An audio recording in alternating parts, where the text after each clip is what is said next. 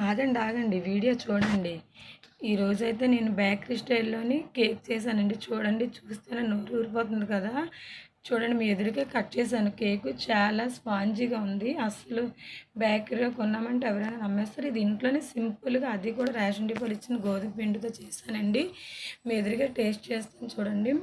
చాలా అంటే చాలా బాగుంది. తప్పకుండా ట్రై చేయండి. ఇప్పుడు ప్రాసెస్ చూద్దాం. ముందుగా స్టవ్ వెలిగించి గ్యాస్ వెలిగించుకోండి. కళాయి పెట్టి సాల్ట్ వేయండి. ఆల్రెడీ నేను 2 సార్లు వాడాను. ఇప్పుడు దాని మీద ప్లేట్ పెట్టి మూత పెట్టేసి కరెక్ట్‌గా 10 నిమిషాలు వెయిట్ అవ్వనండి. ఈలోపు ఒక బౌల్‌లో గోధుమ పిండి 1 కప్పు, షుగర్ 1 కప్పు, 2 స్పూన్లు బాంబే రవ్వ, half cup oil, half cup పెరుగు, హాఫ్ కప్ పాలు, అన్నీ హాఫ్ కప్పే వేసానండి. కరెక్ట్‌గా సరిపోతుంది అలాగైతే. ఇదంతా కూడా చక్కగా బ్యాటర్‌గా కలుపుకొని మీకు గట్టిగా అనిపించింది. నేను కొంచెం మిల్క్ తగ్గించాను. అది ఫుల్‌గా హాఫ్ కప్ అన్నీ వేసుకుంటే సరిపోయింది. ఇప్పుడు టూటీ ఫ్రూటీ ఒక ప్లేట్‌లో వేసి గోధుమ పిండి డస్టింగ్ చేసుకోండి. ఎందుకంటే ఇలా వేస్తే మనకి కేక్ చక్కగా అంటుకుంటే పోకుండా. అవి ఇప్పుడు ఇందులో వేసి బ్యాటర్ అంతా బాగా మిక్స్ చేసి కలుపుకోండి. ఇప్పుడు ఒక ప్యాన్కి మనం ఎందులో అయితే కేక్ చేసుకుని దానికి ఆయిల్ రాసుకొని గోధుమ పిండితో డస్టింగ్ చేసుకోండి. అసలు మనకి బటర్ పేపర్ అక్కర్లేదు, చాలా బాగా వస్తుంది.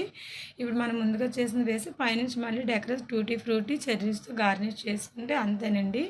చాలా సింపుల్గా కేక్ రెడీ అయిపోయింది. ఇప్పుడు మనం ముందుగా వీటైన ప్యాన్లో ఇది పెట్టుకొని కరెక్ట్గా 40 మినిట్స్ పడుతుందండి. మధ్యలో 20 మినిట్స్కి ఒకసారి చెక్ చేసుకోండి.